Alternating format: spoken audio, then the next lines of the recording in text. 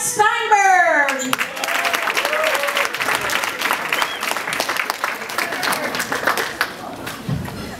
All right, thank you so much. So, my wife and I recently had a child. Thank you. And I have to say, the hardest part about having a child is having to name them, right? Because you want to choose a name that when people hear it, they're like, that's a really cool name. Like, I would never, ever choose a name that would be a name that was ruined, right? I could never name my child Osama. Don't get me wrong, I'm sure there's lots of great Osamas out there, but not my first choice. Last names are a little harder because you're stuck with them. You know, like my name, for instance, Steinberg. You know, I looked it up, and literally it means great mountain, which I think is pretty cool. But unfortunately, it's been ruined. And I know what you're all thinking because I hear it all the time. Steinberg, you Jewish? But thanks to my selective hearing, I never hear the ish, so for me it's always just Steinberg, you Jew. Now, I get offended every once in a while, and I usually respond with something like, I don't know, it's Great Mountain, you son of a bitch.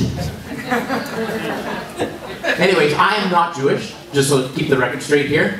And I don't think you should ever call anybody a Jew, unless of course they're being a Jew. I do think though that you could be a Jew and not know it. Right? Like, maybe you shop at Costco. Because I can't think of any other reason why you would need a block of cheese the size of a small child, or an oil barrel full of tuna, or 40 tubes of toothpaste. That is way too much fucking toothpaste. I mean, seriously, what do you plan on doing with the rest of it? Handing it down in your will? I'm sorry for your loss, Mrs. Goldberg, but he did leave you some toothpaste. Shit, you know, if someone leaves me toothpaste in their will, I'm pretty sure the first response is going to be, toothpaste? That fucking Jew.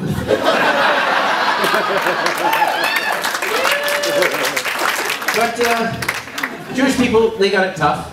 You know, I think if you were to ask me what the hardest part about being a Jewish person is, for men, I'd have to say it's never knowing the joy that comes with having a fully functioning penis. Right? Because men, we have a special bond with our penises. You know, it's a lot like that loving bond between a mother and their child. The only difference, of course, being, for some reason, beating your child 5 times a day is frowned upon.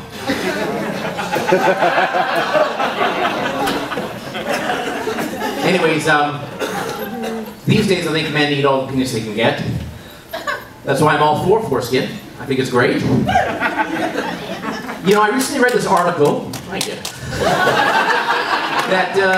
that said that sex is more pleasurable for men that weren't circumcised, and I thought this was wonderful. But you know, it also made me think, you know, just exactly how they came to this conclusion.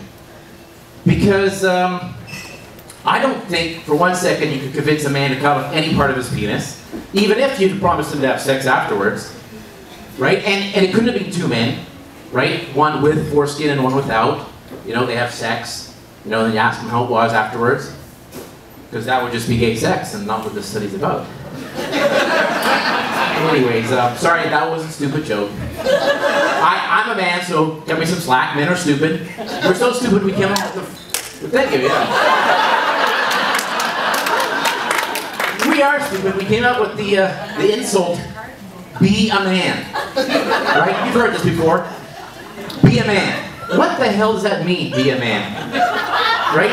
Be an idiot is more like it. Right? Because the only time anyone ever says be a man is when someone has the brains to question their safety. Or you're about to do something completely retarded. Like, Bill, that sounds really cool, but I don't know if I feel comfortable drinking gasoline and trying to become a human flamethrower. Be a man! Yeah, all right.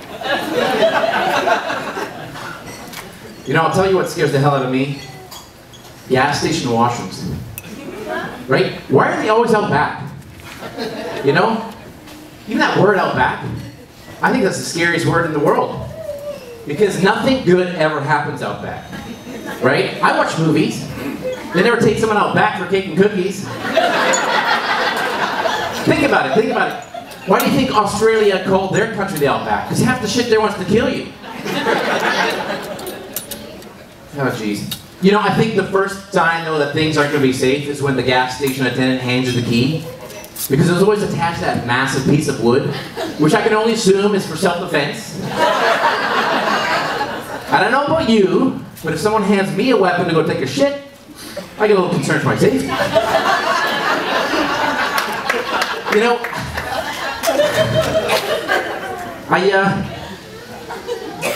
I'm always so scared of them because it always looks like a crime scene, like somebody just died in there as well. I feel like I'm a CSI investigator that's first on the scene.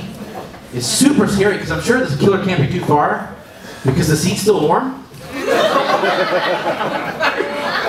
Yeah.